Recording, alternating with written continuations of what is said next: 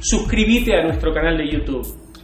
Haces clic en suscribirse y activa la campanita. Así, cada vez que nosotros subimos un nuevo informe, vos te enterás.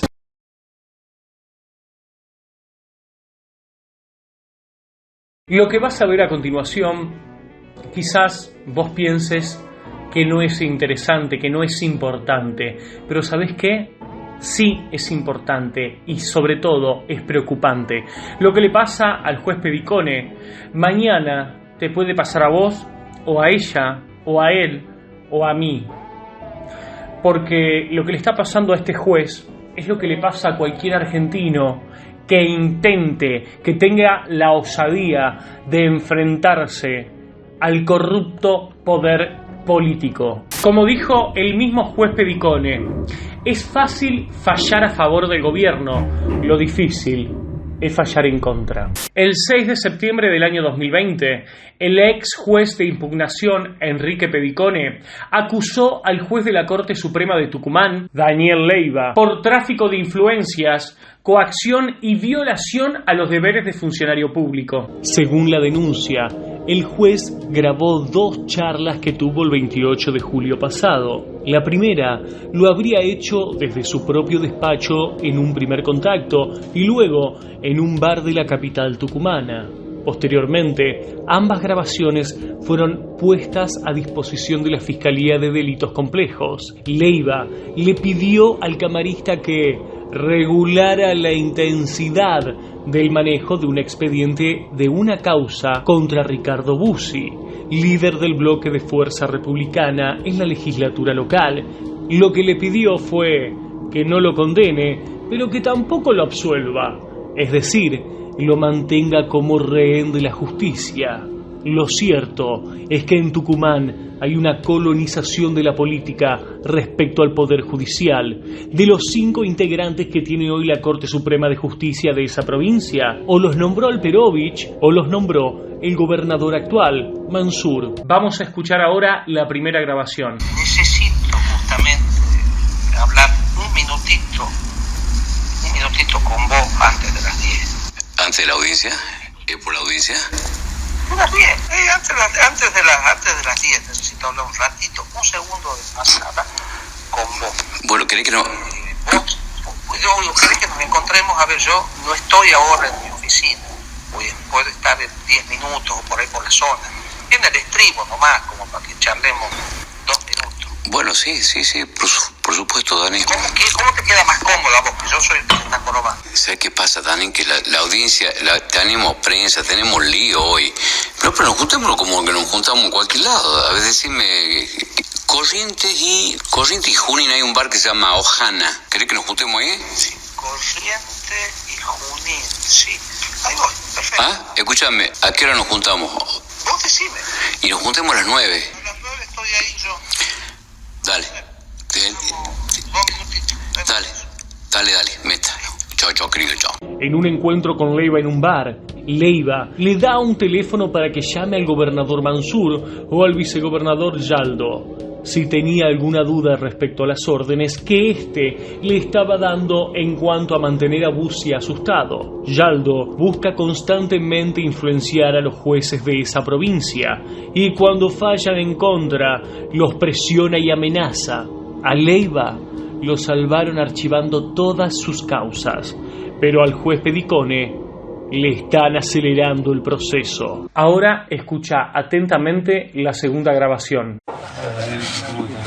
Todo bien, desde ya muchísimas gracias. A ver, el tema es el siguiente, ¿qué es lo que dice? A ver, el concepto es este. Tú sabes que las relaciones de odio y amor que tenemos en ese espacio interno para nosotros no sé funcionar. El espacio Bueno, sabe todo el mundo. sabe todo el mundo, pero yo no tengo que decir. O sea, el tema es el siguiente. A ver, lo que él dice, yo tengo que manejar en lo posible de mantener a esta gente, toda esa cosa que anda dando vueltas, que es ese grupo, ¿verdad? Para que no se desmadre, se van con uno, se van con la cara, se van con él. banco de peor. Entonces, creo que es sin hacer macana. Sacudirlo a ti porque tengo que sacudirlo, vos sabrás. Yo la verdad que ni entiendo la causa. No sé una cosa, ¿Cómo? Una cosa que va a identificar el pingo y cuenta bancaria, no sé cómo es que funciona, no sé cuál es el tema. El tema es Sí, que eso, abuso sexual sí, y una cosa muy rara. Y tenés que manejarlo con un equilibrio, porque no todo abajo.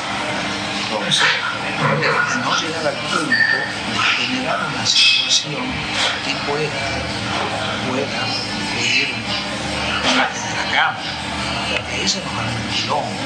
Ver cómo se lo maneja, qué es lo que tiene también una cosa para que ve que lo tiene de cierto, que tiene mentira, todo esto, porque esto da para todo. Esto capaz que hay un fuego amigo que se ha caído de las manos, ojo. Entonces, no que le pedí, porque la verdad que no te pueden pedir nada poniéndote en tu término. Si vos querés corroborarlo esto de alguna manera con Osvaldo, no, eso es vos me decís que habló con Osvaldo, no tengo por qué dudar. Me llamó para eso, y Juan también me dio, estuve hablando con él el otro día, y me dio una cosa, tenemos que ser cuidadosos en términos de lo posible, de tratar de mantenernos juntos, porque nosotros estamos, a ver, en paz. Digo, yo hablo todavía en primera persona. Vos hablas como si estuviese ahí. No está bien. Pero bueno, pero por parte, así es el tema.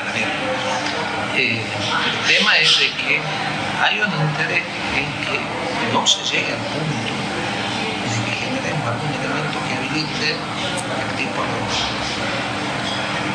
lo tenga que detonar de dentro de la legislatura. ¿Entiendes? Yo no sé qué es lo que tiene que hablar. La verdad que no sé qué es lo que tiene que resolver, que se resuelve en esta audiencia. Bueno, esta van a ser varias, digamos. Esta es la primera que vamos a ver. Vos sabés que no podemos saber. ¿En qué Lo único instancia que llega a tu mano? Porque el juez de primera instancia, tal Cardoso, que yo no lo conozco, y lo viene Cajoteando. acorralando. Entonces él termina subiendo porque dice, él entiende que acá hay algo raro, pero la verdad que no lo conozco el expediente y va, ¿sabes de qué depende mucho, David? De lo que se diga hoy en la cancha, ¿viste? Porque acá está todo bien, ahora ahí arriba, vos estás inspirado como defensor, o estás inspirado como fiscal, y ahí arriba tenemos que hacer el equilibrio, por eso que nota que estoy medio ansioso, porque y además una vez es jodida porque aparece alguien prensa, claro. Prensa todos los focos, sin hacer notudez, porque nadie te pide que vayas a inmolar. Pero específicamente, precisamente qué es lo que pedimos. Precisamente qué es lo que...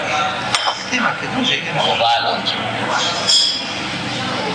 no es un poquito lento, por tirarlo abajo, volverlo donde tiene que estar, para que maneje la intensidad, que vaya con la instrucción. A ver, hay que más que nada despegarte con el tema, como para que siga picando abajo. Porque si no, a medida que va picando arriba, ya no, también nos va a llegar a nosotros en algún momento. Nos va a llegar, sin lugar a dudas, cualquiera que sea la resolución. Es como de no llegar a un punto de no retorno en ese aspecto. Yo voy. Tranquilo, ya. Un fuerte abrazo. Dígame que vea que ha salido. Dígame que vea que van a ver y sí, a derecho lo escúchame, yo vivo acá, me acuerdo, por eso estaba acá. Hoy, más tarde ahora, tenemos el lío el tema de la prensa, todo el para comprar el teléfono. ¿Qué vamos a contar? Bueno, papá. Sí, nos vemos, suerte, que tenga un buen día. Sí, tranquilo. Durante el juicio, el jurado dijo que el juez Pedicone debía recibir un castigo ejemplar por haber grabado la conversación. El jurado, llamado jurado de enjuiciamiento de comisión de juicio político, integrado por 8 legisladores. La mayoría de ellos responden al Frente de Todos. Los legisladores oficialistas Javier Morov, Dante Loza, Alberto Herrera y Sara Alperovich, sumado a Javier Crito, representante del estamento de abogados, y Federico Nasur, fiscal de Estado, aportaron los votos para la destitución. ¿Pero qué tienen en común todos ellos? Son parásitos y amigos del poder. Sin embargo, Daniel Pose, vocal de la Corte, y Walter Berarducci, legislador alfarista, votaron en contra de la remoción de Pedicone, quedando la votación 6-2. Seguido a esto, el juez Pedicone se contacta con la ONU. La ONU expresa su preocupación en el marco de la nula independencia de Poder Judicial en la provincia de Tucumán y solicita al jurado de enjuiciamiento, a la Corte y al gobierno que actúen respetando la ley y la independencia de la justicia. Estimado relator especial para jueces y magistrados de las Naciones Unidas, doctor Diego García Sayán. Soy Enrique Pedicone, juez penal de Tucumán, Argentina. Quiero contarle del ataque a la independencia de mi investidura y a través de mi investidura a todo el Poder Judicial de Tucumán. Puntualmente, quiero decirle que el 28 de julio del 2020, el vocal de la Corte Suprema de Justicia de Tucumán, el doctor Leiva, invocando con toda naturalidad venir en nombre del gobernador y del vicegobernador de mi estado, intentó influir sobre un fallo en el que estaba imputado un legislador de la oposición.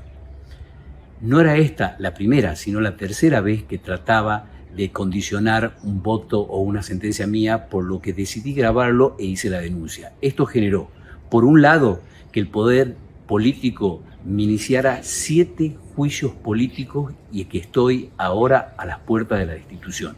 Por otro lado, que parte de la justicia me dio la espalda al excluir como prueba a esos audios, y por otro lado, que no logro, después de interponer 8 causas y durante 3 meses constituir tribunal alguno, con la gravedad que pido una cautelar en un amparo en donde no se ha expresado todavía el Poder Judicial.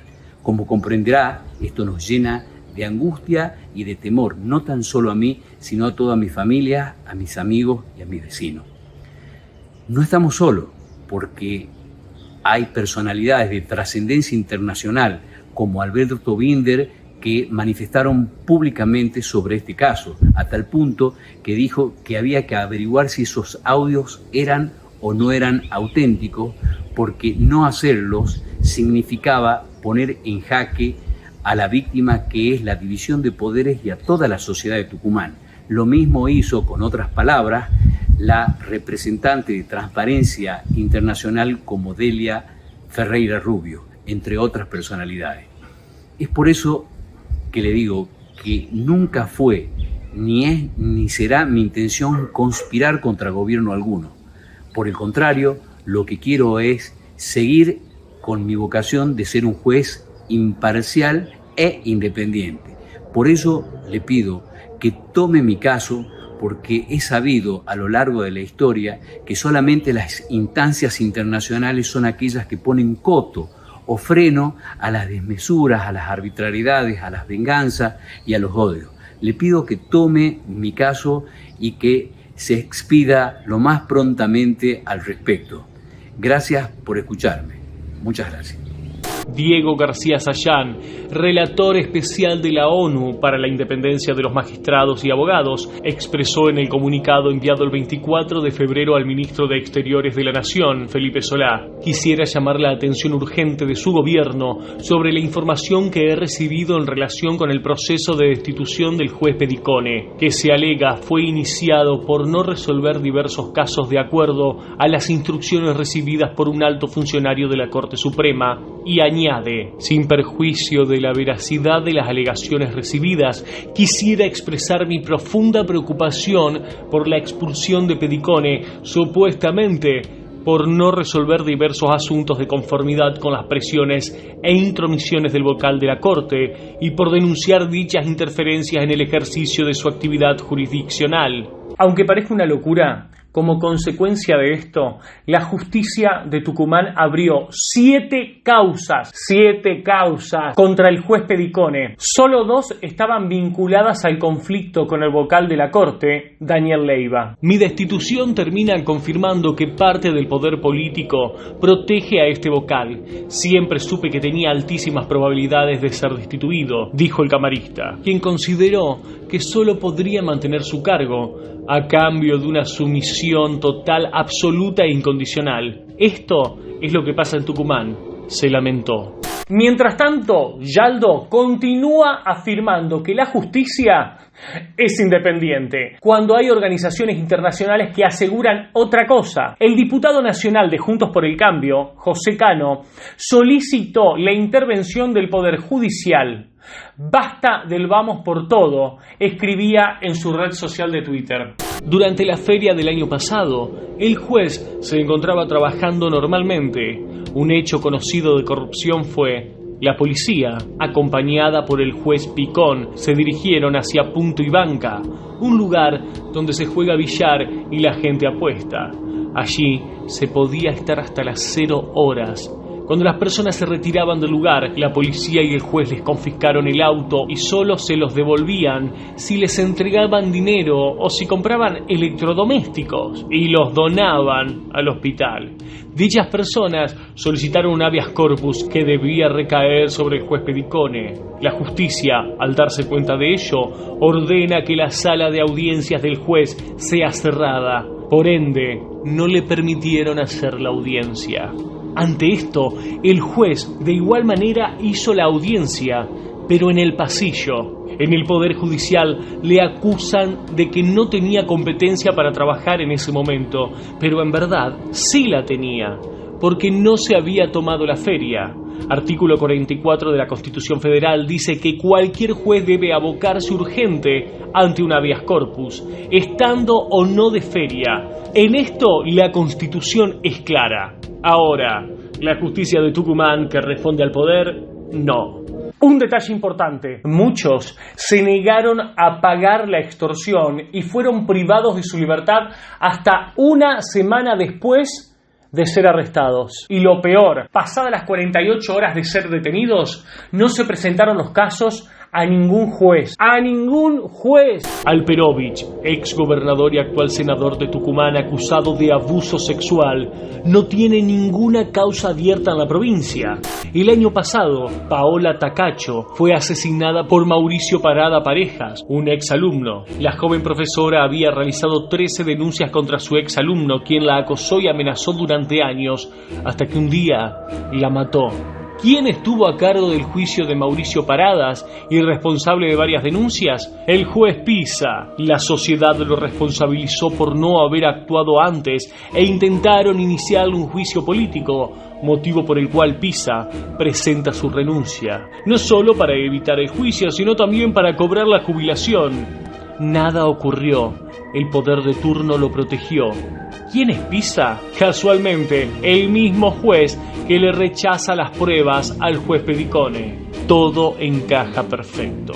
Claudia Esbar, Comisión Beraldi, quiere reformar la justicia. Y si encima le sumamos que tiene el per saltum para decidir si Leiva es juzgado con el nuevo Código Procesal o se decanta por lo que desean los fiscales manejados por Edmundo Jiménez. Va a ser en ese momento donde se va a definir si Claudia es constitucionalista y legal o si ya se ha entregado a la corrupción de Tucumán. ¿Por qué esto es importante? Hace unos meses se cambió el Código Procesal. Ahora las audiencias son públicas, abiertas y orales para que vaya la prensa. Obviamente lo dispone un artículo. Ahora quieren enviar el juicio a un sistema inquisitivo, secreto, escrito y solo de acceso a los fiscales.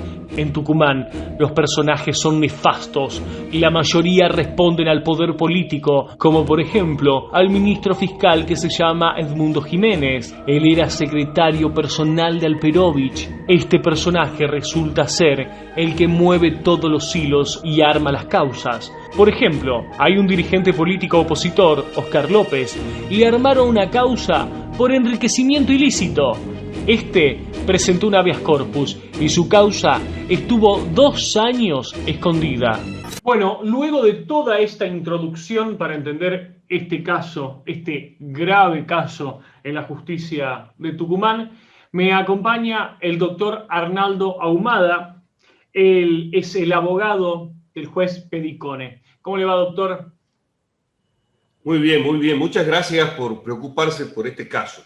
No, la verdad que a ver, no sé si se puede usar la palabra interesante, pero es interesante todo lo que ocurre, y sobre todo cómo a veces uno, como comunicador, o los grandes medios están tan enfocados en capital y se pierden de estas cosas, ¿no? Exactamente. Nos pasa siempre ese viejo dicho respecto de que Dios está en todas partes, pero atiende en Buenos Aires. Los que estamos en el interior lo sentimos a diario. Y por eso cuando alguna de estas tropelías llegan al conocimiento de los medios nacionales, nos sentimos un poco más acompañados, a pesar de que, a decir verdad, los medios de Tucumán nos han acompañado desde el principio. Todos los medios, ¿no? Los medios digitales, los diarios, las radios, todos han estado muy atentos, porque yo entiendo que en Tucumán hay un cierto hartazgo con la clase política. Doctor, bueno, entremos ya de lleno al tema.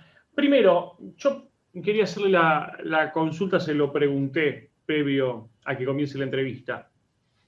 El caso Bussi, porque es un claro ejemplo de cómo a veces la justicia estira los procesamientos para tener rehenes, culpables o no culpables, pero rehenes al fin.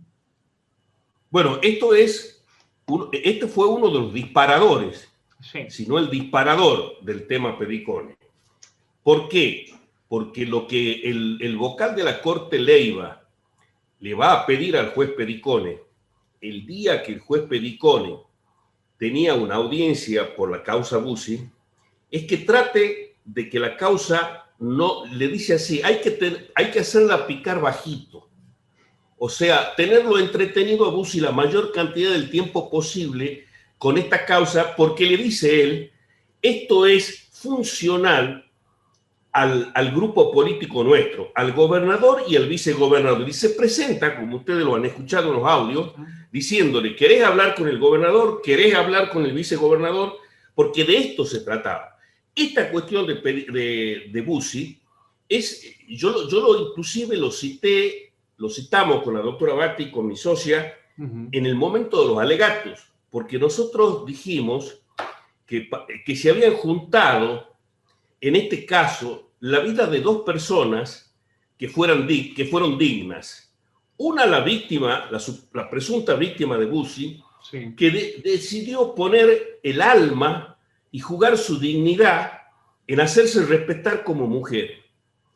Y sin conocerse entre ellos, por otro lado, el juez Pedicone decidió ejercer su dignidad y cumplir con el juramento que tenía de respetar y hacer respetar la Constitución. Y resulta ser que estas 2 personas que lo arriesgaron todo para que esto cambie, se encuentran con una casta política en Tucumán que impide eso y que los castiga a ellos para mantener el statu quo. A la víctima de Bussi, que yo siempre digo, y en esto quiero ser lo más respetuoso posible con los abogados que atienden a esta señora, sí, esta señora es la víctima olvidada de todo esto. Su causa no avanza ni para atrás ni para adelante. ¿Por qué? Porque al gobierno de la provincia le conviene tenerlo a Bussi picando bajito, para que Bussi sea dependiente de la mayoría que en este momento gobierne la provincia. Y a Pedicone lo usan para espantarlo a todos los otros jueces que puedan querer ser independientes. Que se quieran rebelar, digamos, al poder feudal. Exactamente. Doctor, hablando de todo un poco, ya entremos al juez Pisa. ¿Quién es el juez Pisa? A ver, nosotros sabemos que durante sus 17 años como juez encubrió, protegió, extorsionó y favoreció en reiteradas veces al poder de turno. Pero ¿quién es Exactamente. Pisa? Bueno, nosotros lo conocemos como Pancho Pisa. Pancho fue en su momento un virtuoso jugador de fútbol, ex empleado de tribunales, dejó tribunales cuando se recibió de abogado para ejercer la profesión, y cuando vino el periodo de Alperovich, con el inefable entonces ministro de gobierno y ahora el ministro fiscal Pirincho Jiménez, decidió incorporarse a la justicia. Y desde que llegó ahí, ha sido, como usted bien lo ha dicho, nada más que un servil del poder. Fíjese que una sola actuación de Pisa a usted le va a dar la pauta de qué se trata. Hubo una causa fundada en un libro muy importante que escribieron dos periodistas de Tucumán, del diario La Gaceta, hablando sobre el enriquecimiento exponencial y supuestamente ilícito del hoy gobernador de la provincia. Esa causa cayó en las manos de Pisa, con el antiguo código de procedimiento que hace del secretismo la mayor de sus virtudes. Y entonces, entre gallos y medianoche, Pisa lo sobreselló a Mansur. ¿Pero qué hizo?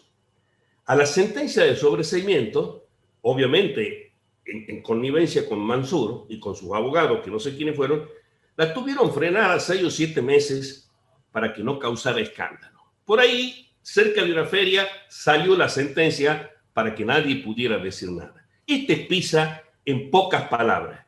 Y esto es ese viejo código que permite esas manipulaciones.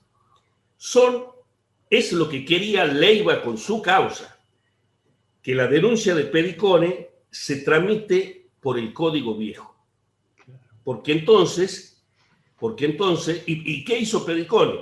Pedicone esperó hasta el día en que se ponía en vigencia el código nuevo para que la causa casualmente se definiera en un juicio oral y público o con el sistema adversarial donde todas las audiencias son públicas y orales. Claro. Doctor, ¿por qué Pisa y la fiscal Rivadeneira le rechazan las pruebas al juez Pedicone? A ver, hay un artículo que dice que si se propone un ilícito, esa persona abandona el derecho a la privacidad y se arriesga a ser grabado y denunciado. ¿Esto es así, doctor? Digamos, toda la jurisprudencia, digamos, a ver, nos remontemos un poquito. Sí. ¿Ellos qué dicen? Dicen, esta era una conversación privada. Y entonces, como era una conversación privada, se viola el artículo 19 de la Constitución Nacional porque las acciones privadas de los hombres no son materia justiciable. Ahora, se olvidan de la otra parte del artículo. Salvo que esté comprometido el orden público, lo dice la propia Constitución. Bueno, cuando usted le propone un delito a otra persona, esta cuestión de que la conversación suya es privada e íntima se terminó. Claro. Porque yo le doy un simple ejemplo que es el que dimos en el momento de los alegatos. Una señora que viene siendo golpeada por su marido o por su ex marido de manera crónica, decide un día poner una cámara con audio para grabarlo a su marido cuando vaya a su casa a entregarle lo que le corresponde de alimento de los chicos. Sí. Y como era previsible, el marido la golpea. Y la señora, en prueba, para probar esto, exhibe el video y el audio. Y entonces, ¿cómo se defiende el marido? Diciendo, esta es una acción privada entre ella y yo. Ha violado la intimidad. ¿Se da cuenta la enormidad de lo que le digo? Esto es lo que pasa en el caso Pedicone. Además, doctor, la ley obliga al juez Pedicone a denunciar este intento de crimen. Obviamente que lo obliga. Y además, cuando Pedicone hace la denuncia el 1 de septiembre, él aclara que al audio lo tenía desde el 28 y que lo graba al audio el 28 con la causa Bussi porque ya era la tercera vez que lo visitaba con estas proposiciones corruptas Leiva a él. Y entonces él no lo quería denunciar sin una prueba material, porque nadie le iba a creer. Fíjese las paradojas que teniendo la prueba tampoco le aceptan. ¿Se da cuenta usted la enormidad que es esto? Sí. Bueno, eso hicieron entre la fiscal Rivadeneira y el juez Pedicone. Por supuesto que nosotros sabemos que esto no se va a sostener en el tiempo, porque en cuanto intervenga en esto un juez, una cámara, cualquier tribunal que no esté o que no quiera pasar vergüenza, porque a Pisa no tiene vergüenza. Yo lo lamento mucho por la fiscal Rivadeneira, porque es una mujer joven que podría haber hecho carrera de otro modo, sin necesidad de firmar esta barbaridad.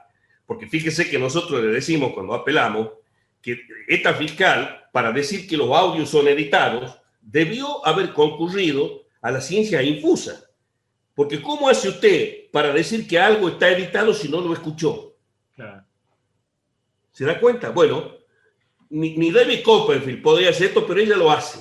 Y Pisa avala esto y declara que los audios no pueden ingresar al proceso. Y declara, además, que el proceso se debe regir por el viejo código. Porque cuando Pedicone hace esta denuncia y sale públicamente, ¿sabe cuál es su primera propuesta? Le dice, yo pongo las grabaciones, pongo mi teléfono. Y que Leiva ponga su teléfono ante la gente. Y entonces ahí se descubrirá si miento yo o si miento Leiva. Bueno, esto fue el 2 de septiembre. Hasta acá Leiva no apareció, ni con el teléfono, ni con la propuesta del teléfono. Simplemente se dedicaron a que los sumisos, los genuflexos, los sinvergüenzas que están dentro del poder, digan que eso no se puede incorporar como una prueba judicial. Doctor, pasando a otro tema, ¿puede contarnos o explayarse más sobre el caso Punto y Banca? Bueno, sí, cómo no. A ver, el caso Punto y Banca es así. Le cuento la anécdota salpicada con esto que sí tanto les gusta a ustedes, los que ejercen el periodismo, ¿no? Voy a contextualizar la anécdota poniéndole algunas perlitas, digamos. Sí. El dueño de Punto y Banca era un íntimo amigo mío, el antiguo dueño. Falleció hace unos años.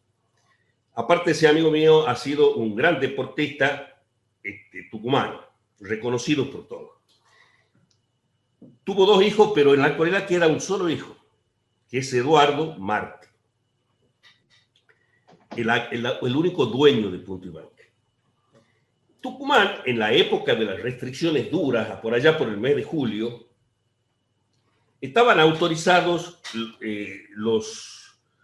estos tipos de negocios, que es un billar, estaban autorizados hasta las 12 de la noche. De pronto, el día viernes a la mañana, decide el COE decir que la autorización va a ser solamente hasta las 10 de la noche.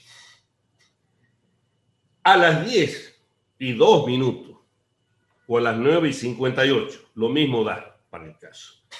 Irrumpen en el bar, en el café Punto y Banca, el fiscal Picón, que es el miembro del Ministerio Público Fiscal, que hacía las veces de Pirincho Jiménez, porque Pirincho Jiménez hace más de un año que está con una licencia rarísima, irrumpe con la policía y los detiene a todos los parroquianos.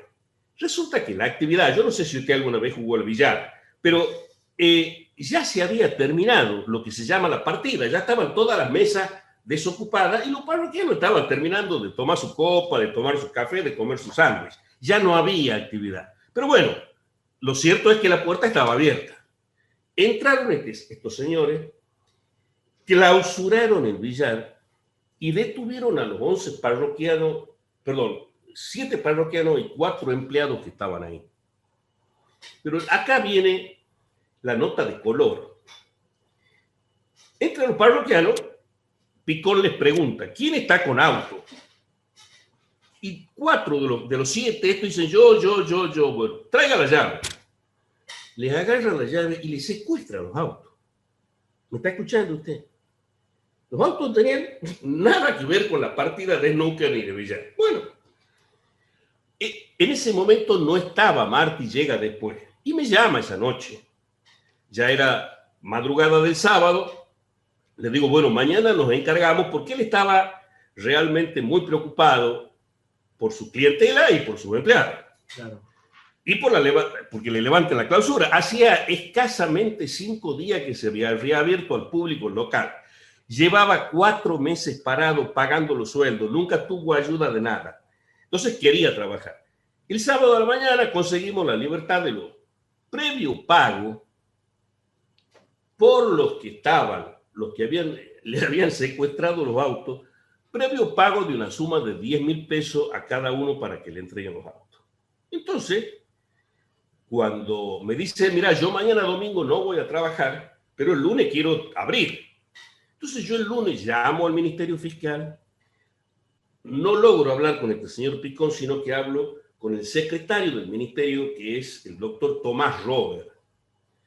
Y le digo, ¿qué tal, doctor? Me dice, bueno, me deriva otro empleado. Hablo con el otro funcionario del ministerio y le digo, bueno, ¿por qué no me manda el acta de clausura? Y me dice, doctor, esto es muy fácil. Usted, su cliente, aporta 4 lavarropas industriales para el Hospital del Este y en el acto se le avanza la clausura. Entonces yo le digo, tengo 40 y tantos años de abogado, doctor, yo. Le digo, pero ¿me puede pasar el acta donde está eso? Y el artículo del COE o la resolución que diga de dónde salen los 4. No, dice, este es un modo que nosotros tenemos de resolver el conflicto, porque, digo, pero este no es el modo que está previsto en la ley. Lo que ustedes están haciendo son exacciones ilegales, porque desde una posición del poder, ustedes le están exigiendo a la gente, bueno, ahí se pudrió todo, obviamente. Nunca me dieron el acta.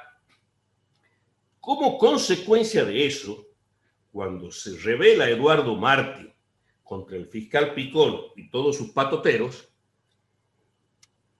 empieza a correr la bolilla de que lo iban a meter preso el día lunes a la tarde. Entonces, bueno, yo también me empiezo a preocupar porque conozco que son capaces de estas cosas. Se mueven como sátrapas. Tucumán padeció estas actuaciones del doctor Picón, la ciudad de San Miguel de Tucumán, durante varios meses, a punto tal que protestaban los comerciantes por todo, porque se les obligaba a pagar estas multas que no estaban, bueno, estas múltimas que no existen, son extracciones ilegales. Le demos porque fíjense que cuando el artículo 265, no me quiero poner abogado porque no me sale bien, pero cuando el Código Penal habla de las excepciones ilegales, no importa el destino que usted le da al bien que exige que se le entregue al Estado, no importa el destino. Usted, como yo le dije en los alegatos, estos chicos quieren jugar a ser el Robin Hood con el poder del Estado. Ellos después repartían los lavarropa, la plata, le daban no sé a quién, decían ellos que le daban. ¿Qué ocurrió? ¿Por qué viene el conflicto con la mayoría de la Corte entonces? Cuando Pirincho Jiménez, que lo conozco desde que éramos naranjos los dos, él es un poco mayor que yo, se da cuenta que yo estaba metido en el medio, le dice, vuelvo al habeas corpus. Entonces, cuando corre la bolilla de que lo iban a meter preso, cosa que era más que probable, yo voy a tribunales a buscar si el fiscal Picón le había pedido a alguno de los 3 jueces de instrucción, son 5 los juzgados, pero había 3 en ese momento, porque los otros, si había alguna orden, y no puedo entrar porque estábamos con las restricciones. Entonces me voy a la Cámara, porque cuando usted, acá la ley es muy clara, si usted lo que tiene que atacar en el habeas corpus es una decisión o una probable decisión de un juez de instrucción, tiene que ir a la Cámara. Claro. Bueno, esto es lo que pasó. Fui a la Cámara, se hizo el sorteo, le tocó a Pedicone, y Pedicone decidió hacer la audiencia del habeas corpus. Lo citó al Ministerio Público Fiscal, citó a los jefes de los policías que habían participado y me citó a mí. En el momento en que se iba a hacer la audiencia, llega una acordada de la Corte diciéndole a Pedicone que no se le hacía lugar al pedido que él había tenido para participar en esa miniferia. Porque para pasar de un código a otro, la Corte había decidido una miniferia. Cuando empieza a funcionar la miniferia y se dan cuenta que el trabajo por hacer era muchísimo, el propio relator de Leiva lo ve al doctor Pedicone y al doctor Albo, que es el compañero de Pedicone en esa cámara, y le dice, doctor, a título de colaboración, ¿podrían ustedes seguir atendiendo los asuntos estos de instrucción durante la feria? ¿Cómo no? Manden una nota. Esa nota estaba dando vuelta a la Corte. Pero por el trabajo que tiene la Corte, no había ninguna mala intención. Pero cuando Pirincho se da cuenta que toda esta maniobra ilegal, ilegítima, iba a ser descubierta y puesta en el conocimiento del público y que se le terminaba el Robin Hood, porque usted sabe que acá basta que una persona se pare y diga esto es ilegal para que ya nadie se deje atropellar. Bueno, entonces Pirincho habla con su sobrina, que es vocal de la Corte, la doctora Rodríguez Campo, y la acordada, que ya estaba por salir para que Pedicone siguiera durante la feria, la cambian el voto de los tres vocales de Corte que fueron antes fiscales de Estado: Estofán, Rodríguez Campo y el propio Leiva. Y deciden que no se haga la audiencia. Y le cierran con un papel de clausurado la sala donde Pedicone iba a hacer la audiencia. Fue portada del diario La Gaceta, porque Pedicone hizo la audiencia lo mismo. Se sentó en los pasillos, en el palier, frente a donde desembocan los ascensores, y la hizo a la audiencia. Este es el tema. Y ellos, en el juicio político, lo acusan a Pedicone de que actuó sin competencia. Por supuesto que esto es una burrada más grande que una casa, porque usted que es abogado sabrá, no la quiero aburrir a su audiencia. No soy abogado, doctor, ¿eh? No sé, bueno, pero parece, ¿eh? No. Bueno, la competencia es una cosa mucho más seria que si un juez está o no habilitado durante unas vacaciones. Además, le digo, los reconocieron todos en la testimonial de los dos funcionarios de Corte que fueron a declarar en el juicio, y del propio juez compañero de Pedicone, que declaró: jamás en toda la historia que yo conozco de Tucumán, 40 y tantos años de abogado, y que conocen todo lo demás, nunca se le negó a un juez el pedido para colaborar en una feria. Al contrario, claro, siempre le dan, porque si usted tiene 3, en vez de tener 3 va a tener 5, cualquiera se lo da. Bueno, esto ocurrió con Marte, o con Punto y Banca, como le llamo. Doctor, con todas estas cuestiones, ¿piensan acudir a la Corte Suprema de Justicia? Sí, pero nosotros acá, usted ya sabe que fuimos a la ONU. Sí. Fuimos a la Corte Interamericana de Derechos Humanos, también tenemos una demanda ahí. Y en el curso de la semana que viene vamos a ir con una acción de amparo, que incluye la nulidad, a la Corte Suprema de Justicia de Tucumán. La verdad que nosotros en la Corte Suprema de Justicia de Tucumán, salvo que por una serie de excusaciones y recusaciones que se van a producir, sea integrada con jueces, la verdad que no tenemos muchas esperanzas. Si bien es cierto que en esa presentación que le estamos preparando, y por eso usted me ve acá ahora en el estudio, claro, nosotros vamos a pedir también una medida innovativa que consiste en que lo reintegren a Pedicone, porque la verosimilitud, nosotros venimos, ya esta sería la quinta acción, ¿no? Claro. En contra del gobierno de la provincia. Y siempre venimos pidiendo que se pare el juicio, y nos dicen que no es verosímil. Bueno, ahora, si el relator de la ONU, el doctor García Sayán, ha elegido el caso de Pedicone como uno de los pocos, porque ellos no pueden actuar en todos los casos, eligen aquellos que van a servir de ejemplo. Si él eligió es porque le encontró verosimilitud. Entonces, ante esa verosimilitud que viene de afuera, de la ONU, de un tipo de muchísimo prestigio, como el doctor García Sayán, espero que los jueces de acá se den cuenta que la verosimilitud existe y que lo repongan a Pedicone. Pero si esto no ocurre, vamos a ir por el recurso extraordinario ante la Corte de la Nación. Bien. Bueno, hay una cuestión ahí que a mí me llama la atención cuando nos pusimos a investigar, a leer el caso. Daniel Pose dice que no hay acusación porque las pruebas son genéricas. Entonces, ¿por qué continúa una causa sin evidencias y que se nota que está armado? Bueno, mire, el doctor Daniel Pose, evidentemente, él con el doctor, usted sabe, bueno, los abogados siempre pensamos que el mejor juez del mundo es el que nos encuentra la razón. Esto es así. Es la mejor persona, el que más sabe. Bueno, pero el doctor Pose, que es miembro de la Corte, es además profesor de la Cátedra de Derechos Humanos en la facultad. Digamos, él tiene un prestigio que cuidar. No como varios de los otros sátrapas que estaban ahí, que no les importa nada. Entonces, cuando nosotros contestamos la acusación, lo primero que le decimos a los señores miembros del jurado de enjuiciamiento: señores, esta acusación es nula. Esta acusación es nula porque no se sabe de qué acusa. Le pusimos, por supuesto, lo calificamos de la peor manera, es farragosa, insustancial, porque no se entendía. Pero no se entendía, ¿sabe por qué? Por dos motivos. Yo ni siquiera les doy la duda de que lo hicieron de inteligente. Lo hicieron porque son unos displicentes, no les importa nada. Ellos lo tenían que condenar a Pedicone como sea, entonces fue un zafarrancho la acusación.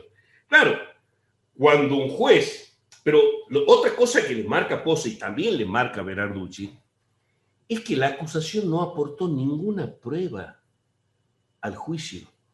Mire, cuando esto empezó, y nosotros pedimos en la primera etapa del juicio, que es la que se desarrolla ante la comisión acusadora, que todos los testigos, que todo se haga de manera oral y pública, el sátrapa, uno de los sátrapas mayores de Tucumán, que es el vicegobernador Jaldo, salió por los medios a decir que, bueno, si querían que sean públicas las audiencias, ¿sí?, nos íbamos a tener que enfrentar con las 104 víctimas que se iban a presentar para cuestionar la actuación de Pedicone. Y dijimos, bueno, ¿cómo no? Sí, las queremos ver a las víctimas, porque las víctimas nos dirán cosas y nosotros también preguntaremos cosas. ¿Sabe cuántas víctimas tuvieron en el juicio? ¿Cuántas? Ninguna. ¿Me escuchan? Ninguna. No hay una sola víctima que haya sido citada por la acusación para probar el mal desempeño. Así estamos. Y las víctimas que nosotros presentamos, diciendo, porque claro, nosotros nos suponíamos que ellos iban a presentar 100, bueno, de las 100 supongan que presenten 10, diciendo que Pedicone las había maltratado, y que había sido un juez injusto, y que esto, y que tenía un modo sistemático de negar el derecho a las víctimas. Entonces nosotros queríamos presentar más o menos 10 víctimas, no eran 10, eran 5. Entre los 5 nuestros estaba Alberto Levos y la señora Roxana Teve, que los dos tienen causas muy calientes en Tucumán, porque los dos fueron víctimas, una de Alperovich y compañía, Levos, y otro de Pirincho Jiménez y compañía, la causa de Roxana Teve. Entonces nosotros queríamos que esos dos señores, que no se callan nada, y que si tienen que fusilar a alguien lo fusilan sin problema. Alberto Levos solo sale a caminar toda la semana pidiendo contra la impunidad. Se lo bancó 10 años de persecución de Alperovich. Roxana Teve la metió presa Pirincho Jiménez. Imagínense. Bueno, ¿y saben qué nos dijeron? No interesa el testimonio de ellos. El testimonio de ellos, claro. Bueno, así es. No es pertinente. ¿Cómo que no es pertinente? Si usted me está acusando a mí de que tengo un mal desempeño, yo quiero traer a alguien que diga si tengo o no mal desempeño. No les interesó, porque ya esto estaba escrito de antemano.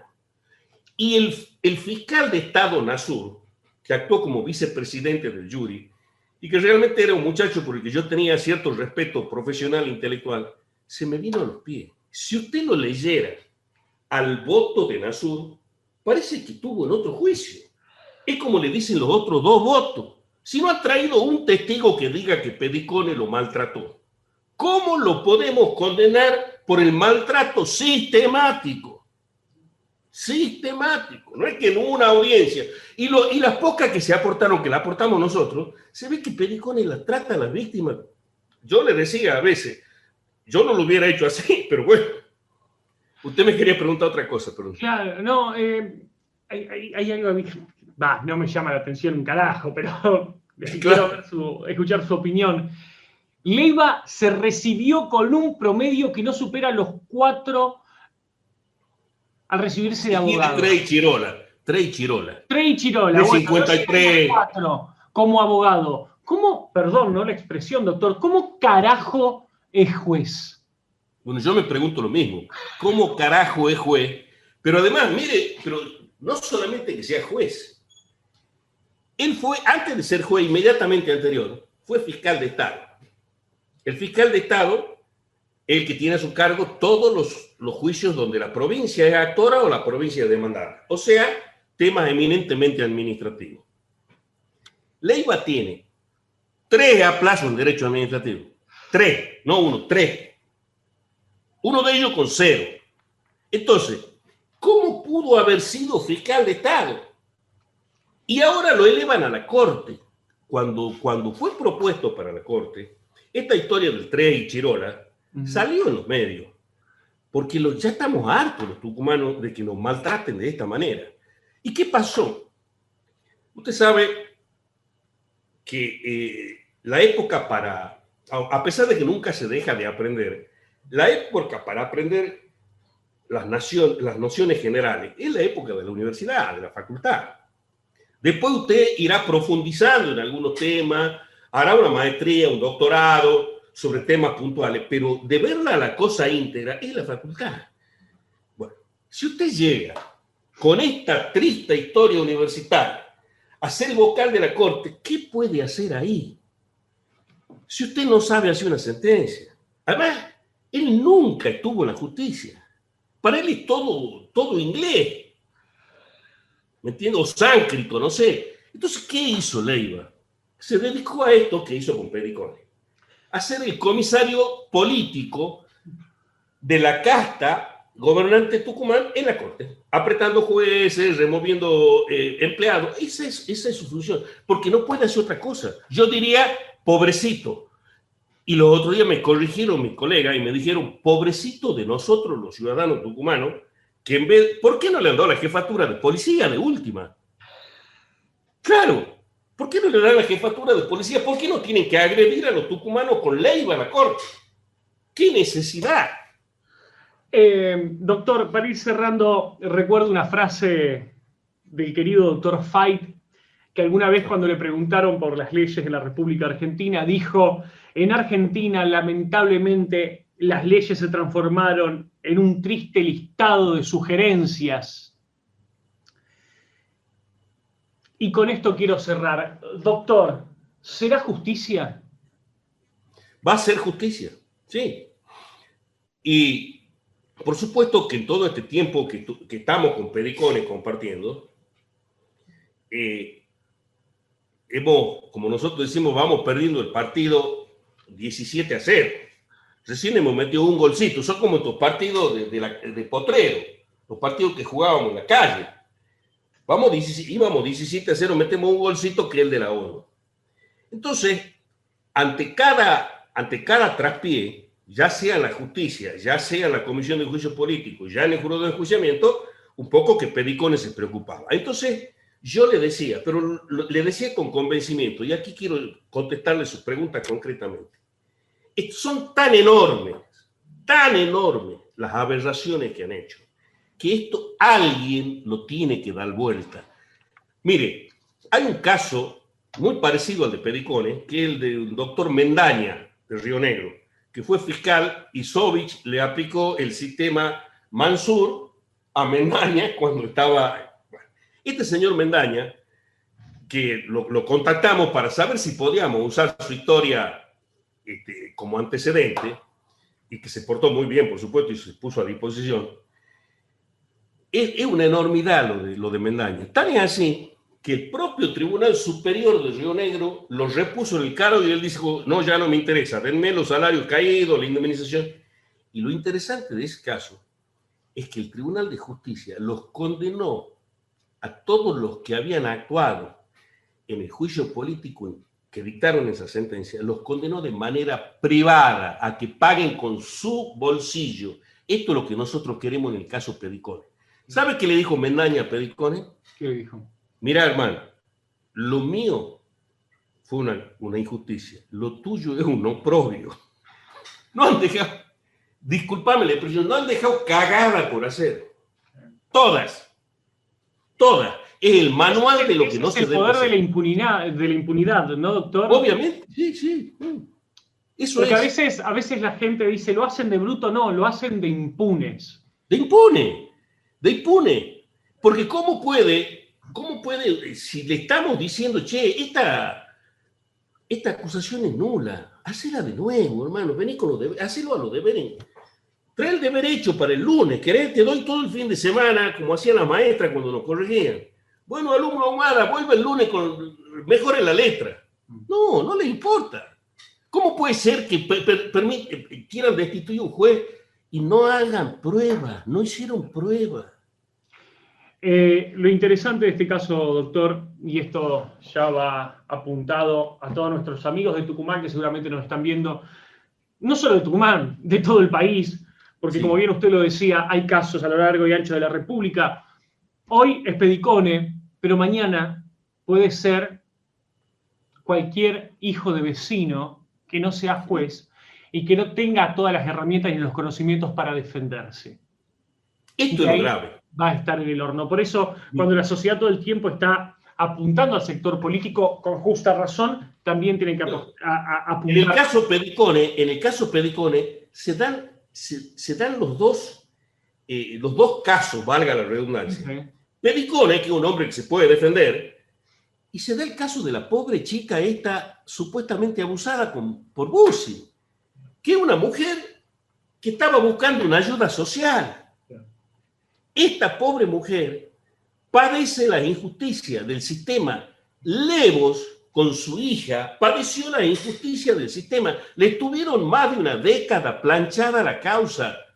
El fiscal Albaca, que por supuesto como era fiscal del poder, nadie le hizo nunca un juicio político, o digamos lo que le hicieron le rechazaron, porque Levo le rechazaron, está jubilado, cobra el 82% móvil, y la causa penal que hay en contra de él nunca pudo conseguir un tribunal que lo juzgue.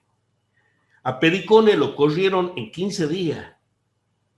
Entonces, la gente tiene que saber que el problema no es Pedicone, como usted bien lo dice. El problema es el ciudadano de a pie, que cuando se cruza con un interés de estos tipos lo llevan por encima. Le pasó a Levos, que no era juez, ni tenía... No, le mataron la hija, nada más y nada menos. Pero se cruzó, ¿por qué? Porque le mataron los niños del poder. Rosana Tevez tuvo la desgracia de que fue pareja los últimos años de un señor muy rico, que le dejó fortunas en dólares, y entonces se cruzó con los intereses de los abogados inescrupulosos que la querían esa plata, y la metieron presa y le quitaron toda la plata. Y colorín colorado, el caso del juez que se enfrentó al poder no ha terminado, porque esta historia sigue. Lo importante es que nosotros le demos visibilidad a estas cosas. Hoy le pasa al juez Pedicone, y como ya te dije, mañana te puede pasar a vos.